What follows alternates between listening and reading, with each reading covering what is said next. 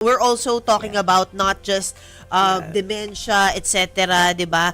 Kailangan pag-usapan din Overall. natin overall health natin, alagaan natin yung sarili natin, be mindful sa mga nararamdaman natin. Guilty rin ako diyan, Mamu. Kasi ang hirap maghanap ng oras, 'di ba, mag-prioritize ng check-up at kung ano-ano pa. So anyway, ito Pero you gotta go to Health Cube. Hinintay ka ng Daisy Garcia. Correct. Kami ni Health Oscar. Cube. Ang Oo. Health Cube po, gagawin ko yan, promise, this February. Before you leave for March. Yes, before we leave for March, bago mag-world tour. Mag-world tour! Diba? Bago ipagpatuloy yung mga world tour natin, gagawin po talaga natin yan. So, ngayon po, pag-uusapan naman natin, early markers for cancer. Bakit napakahalaga po na magpa-check up tayo, magbigay ng early screenings tungkol dyan. Yes. Ready na po ba yung guest natin na doctor for today para sa para sa cancer natin, 'di ba? Cancer Awareness Month Cancer kasi ngayon Awareness eh. Month, Yeah. 'di ba? Dahil early screening saves Yes, lives. So kasama correct. po natin syempre si Dr. Nessie Huat, medical oncologist mula sa National Kidney and Transplant Institute. Hi, Doc Nessie. Doc Nessie. Galing to si Doc Nessie. Oo. Sa show din namin eh. Correct, medical oncologist, Yes. National Kidney and Transplant Institute. O 'di ba? Pag-usapan natin ng basics ngayon, Dr. Nessie.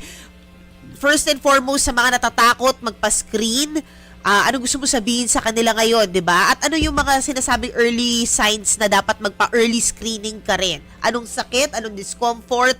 Ano nga ba dapat malaman? Okay, so siguro we start with why do we need screening? Second is, kailan ka dapat magpa-screening? At saka ano yung mga simptomas na tingin natin na most likely it's cancer. Go ahead, yun. Doc. So, ang screening kasi is ito yung mga tao na wala pang nararamdaman, pero because bodies, we need to do screening. Like for example, for breast cancer, kailan ka kailangan magpa-mammography? At the age of 40. For colon, ang sabi, it's 50 years old, you do your colonoscopy. Pero ngayon bumaba na naging 45 na. It's because we're seeing a lot of colon cancer now. For prostate, you do your PSA, and for liver, you do your ultrasound. It's because it's sa liver, hindi kasi siya ma-screen talaga unless you have hepatitis B history, then you do your ultrasound of the liver. At saka ang importante pala yung pap smear. So for cervical CA, very important din pala. So ito yung mga kailangan. Mas maganda kasi ma-diagnose na mas maaga kaysa sa huli. Kasi you have more, mas maganda yung outcome ng gamot. Mas magdali kang ma-cure kaysa makuha natin at a later stage na stage 4. Pero Doc, paano kung wala naman symptoms? Di ba? Ang Oo, daming may mga cancer ganun ngayon. din. Wala symptoms, tas biglaan na lang Oo. late stage ka na. Especially, di ba, Doc, yung mga liver, may mga kilala ko, nagulat na sa late stages na.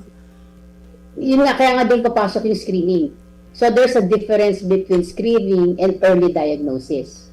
So you're talking about kanina the Alzheimer's gene. Yes. There's also a hereditary screening test that you do your blood test. And you give you the chance para malaman mo ano ba yung mutation sa katawan mo or yung gene that have a high risk na magkaroon ka ng breast cancer or ovarian cancer. Kagaya ng ginawa ni Angelina Jolie. Yes. For her breasts, di ba? Oo. Yes, correct. Oh, pero Doc, mahal po ba yun? Or covered naman ng PhilHealth lahat, no? Kahit mga mahal na mga tests, ano po? Unfortunately, wala pang coverage ang PhilHealth with regards to testing. Wala pa. So, ang coverage ng PhilHealth are mammography, ultrasound, chest x-ray. Yung mga ganon, just for screening and colonoscopy. But for the new test, the diagnostic test, the blood, wala pa. Because right now, we don't have it here in the Philippines. We have to send it abroad. But hopefully, in the next few months or years, we will have our own testing that can do the hereditary testing. Ayun. Paano po kung may family history ng cancer? Ayan na, hereditary. Kaano kaaga dapat ang screening? Okay, so if you have a family history of colon cancer, kunyari yung magulang mo nagkaroon ng colon cancer at 50 or at 45, then yung mga anak should have a colonoscopy at 10 years younger Like, if 45 siya, you do your colonoscopy at 35 years old. Oh. 35 For years breast, old. yes. So, mas Colonoscopy maaga. yan. Mm. Paano, Pangalawa. sorry Yes. Doc, paano kunwari 60? Anong age? And the usual, the screening is 50, di ba? Okay.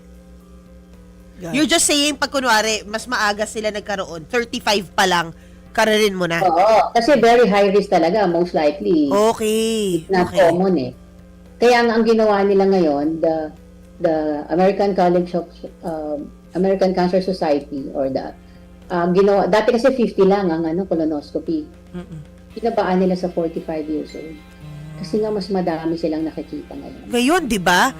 Dahil ba, nakaka-apekto po ba yung pagod at stress sa pagtubo ng mga tumor at kung ano-ano pa na may kinalaman sa cancer? Well, that's one factor, no? Pero marami ng factor ngayon. Lifestyle, metabolic syndrome, yung high fat, mataas yung cholesterol mo, may diabetes ka, obesity is one, smoking, also family history, and yung diet pa rin is very important. Yun na nga kaso Doc, 'di ba panahon ng fast food? Oo nga, parang it's more, how alarming is it that it's more normal to eat out than dine in? Yun nga, Di ba? Na parang dumating kami sa Nakabisihan ng punto na parang sobrang luxury to dine in your house. Di ba? Na makaluto ka, makaupo ka, makakain ka, hindi ka nagmamadali. Tsaka Doc, isa pa pansin ko sa mga fast food, hardly available ang salad. Kasi tinanong ko rin, ba't tinanggal nyo na yung salad? Sasabihin, hindi po mabenta eh. Walang nag-order masyado. Alam mo yun, Doc? So, kailangan sa fast food, kung saan high ang cholesterol ng mga, alam mo na, ng nasa menu nila, dapat talaga mandatory option, may salad dapat eh. Or actually, yung mga leasing, 'di ba? Yeah. Kung nasa isang community ka, dapat yung may ordinance na hindi dapat may readily available na lutong bahay na malapit na alam mo yon, Na healthy. na healthy. Tama. Kasi ano naman lagi natin sinasabi na ang mahal na mga healthy na pagkain, which is totoo rin. Oo. Pero may mga options din tayo ng hindi mahal na healthy na pagkain, kagaya ng 'di ba, malunggay, Yeah. 'di ba, Tama. ang palaya, talbos ng kamote at kung ano-ano pa. Na honestly, mas hassle kunin kasi kung nasa city ka at nagtatrabaho ka at commuter ka at empleyado ka, dadayo ka pa sa palengke para makuha yung mga fresh produce. Fresh, tama. 'Di ba? Dapat readily available at hindi rin siya taga sa mga supermarket Oo. na malapit sa iyo. Tama, Doc, di ba kaya marami nagre-rely instant noodles, Oo. instant everything. What's your take on this, Kasi Doc? ang hirap siguro for fast food kasi naiba na yung natin ngayon eh. Lifestyle, lagi nagmamadali. Kaya ito nga yung fast food. Unang-una, the Quezon City now has parang may ordinansa sila na nakita ko lang sa news na they will put a calorie for every order that you have sa isang fast food or isang restaurant. So it's also a good step Oo. na makita mo kung ano yung calorie mo, di ba? For Tama. kung ano man yung kinakain mo. Kasi Yeah. pwede mo i-compare kakain ba ako nitong gulay na to Correct, at this oo. calorie compared to ganitong fast food na ganitong kadaming calorie, ang liit, pero if you eat your vegetable or more healthy, Yeah. you get less calorie, then you have maganda yung pakiramdam mo na medyo magaan ka, Correct. makakakilos ka. Tsaka yung in terms of hindi lang cancer it's still the cardiovascular, Yeah. marami pa rin apektado, di ba? Diabetes, sakit sa puso. Yeah. Lahat yan dikit-dikit kasi. Oo. Ilan na ba, Doc, ang may cancer sa ating lipunan? Oh, I don't have the data Oh. right now, but new cases is like 188,000. That was based on the Globocan. New cases, New cases.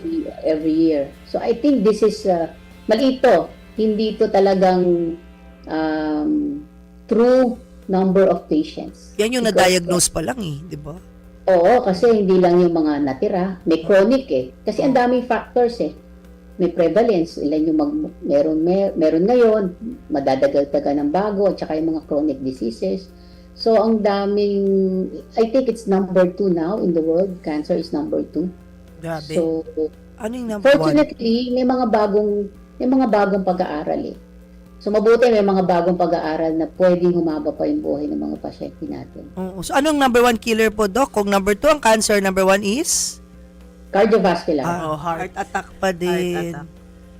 Grabe. Alright. Anyway guys, alam mo, dapat talaga, yun na nga, no, pakinggan natin si Doc, pakinggan natin yung mga eksperto, at syempre, huwag tayong matakot magpa-screening. The earlier, the better. It saves so much lives. Doc Nessie, anong gusto mo, mensahe para sa lahat na nanonood sa atin ngayon? Yes, Doc.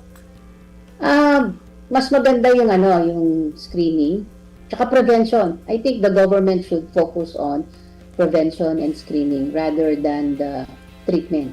Why? Because it's mas magastos sa pasyente, mas magastos sa gobyerno, at saka you will have a longer life if you do your prevention rather than the treatment. Tama. Prevention talaga is better than cure. Correct. Yeah, and healthy lifestyle changes. So, thank you, Doc. Thank you, Nessie. Doc Nessie. We'll see you Thank again. you. See you Stay again. healthy. Stay healthy. You.